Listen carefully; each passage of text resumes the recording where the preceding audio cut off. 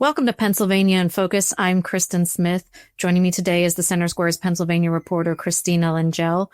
Christina's been writing very much about the proliferation of data centers in Pennsylvania and beyond. But while these centers come with a lot of promise for the development of AI, they also come with a lot of environmental concerns. So Christina, tell us more about what is going on that side of the debate. Yes. So the data centers that are being built in so far 2 locations are a big deal for Pennsylvania. It's a $20 billion investment from Amazon, but they, along with other data centers that are already existing, and this is actually a trend nationwide, but they propose some significant environmental concerns and concerns among the community. So that was something that we were looking into to understand if there was pushback to the New Deal, and if so, what kind of pushback. And what kind of pushback exactly? Because like you said, it's a national trend, but I think data centers are kind of an abstract thought, an abstract concept to a lot of people. And so I know that there's been talk that a data center can use as much energy as a small city. And what's particularly unique in Pennsylvania is that to have a data center, you need a lot of energy. And Pennsylvania being a leader in energy means that we have a very unique position and a very attractive position to companies like Amazon or Google, Microsoft, whoever wants to really have these AI centers. And part of that, I think, is just the sheer use of power. But then it's like, where are we getting that power? The Amazon data centers, correct me if I'm wrong, are going to be tied in with nuclear power, which is carbon free. It's something that is more preferable if we're going to be headed towards renewable energy. But we also have natural gas plants that are going to be powering these centers. So is that part of the environmental concern, or is it broader than that? It's absolutely, I would say it's the biggest part of the environmental concern. So yes, Pennsylvania does have a lot of different types of energy. We're an exporter of energy. We have a lot of resources in that regard. However, we still have, a lot of stress on the grid, right? And we still have a lot of types of energy that ideally, I think, in a perfect world, we're moving away from. So even as a state that's has an abundant amount of natural gas, that's very,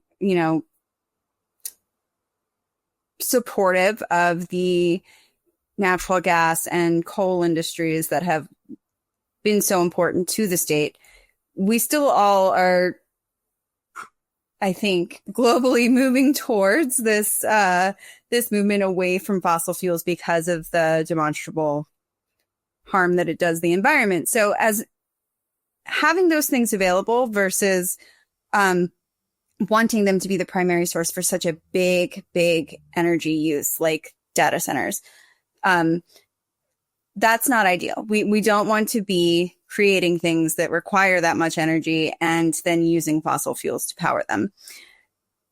Having said that, if we hook up a data center to, for instance, Salem Nuclear Plant, which is where one of the 2 data centers will be located, that's taking energy that would otherwise be going to the local grid, which means that the local grid will need to rely on other energy sources, like perhaps natural gas plants that were scheduled to close, or even bringing back online something that they thought they were ready to get rid of. We have talked about this a lot.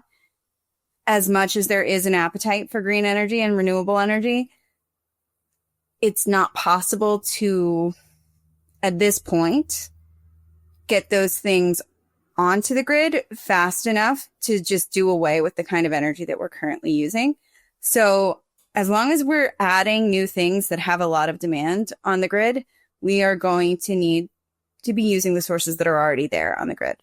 And it's also very expensive to add new infrastructure to power something that big.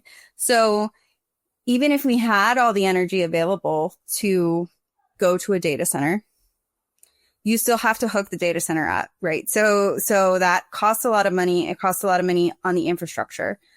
And some of that, of course, gets borne out by the manufacturer. So I'm sure Amazon will be paying a lot for that. But the expectation is that it will raise costs for the consumer, and it will increase the energy demand, which ultimately raises prices for the consumer as well. Sounds like it throws a real curveball into the transmission planning and development of our grid.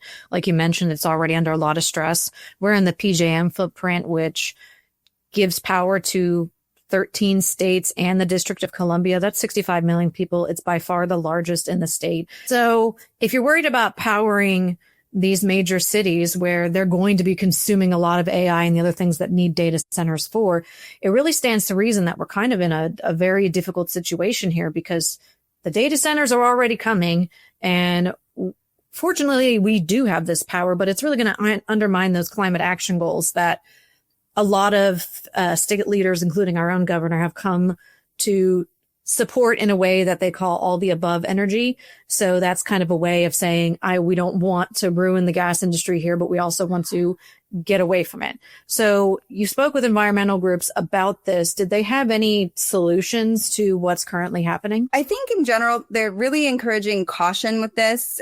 And I did talk to Quentin Good, who mentioned that a lot of people are banking on the idea of these small nuclear modular reactors.